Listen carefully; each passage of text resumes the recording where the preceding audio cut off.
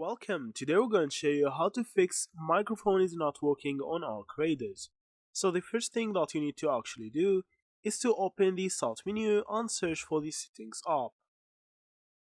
After that, you need to go to privacy and security, and from here you need to scroll down to the microphone permissions. I'll see from here. So now the first thing that you need to make sure is that the microphone access is turned on. And you need to make sure that the microphone access from here is turned on for our creators. So if you find that it's turned off from here, you need to just flip it on, and that's it.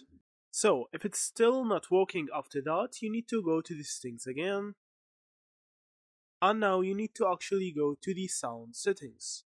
So you need to go to system, then you need to go to sound from here, and now from here you need to select your microphone. So if your microphone is not actually working from here, you can see that now I am talking from here. You can actually run a test from here and see if the problem is with the microphone itself or with the cables. If it's actually not from here, you need to go to the device manager, and from here you need to make sure that your microphone drivers are actually up to date. So you can go to your microphone from here and click on update driver. After that, you can actually check for the update, and if there's one, you can just install the update, and that's it. Thank you for watching, and see you in the next videos.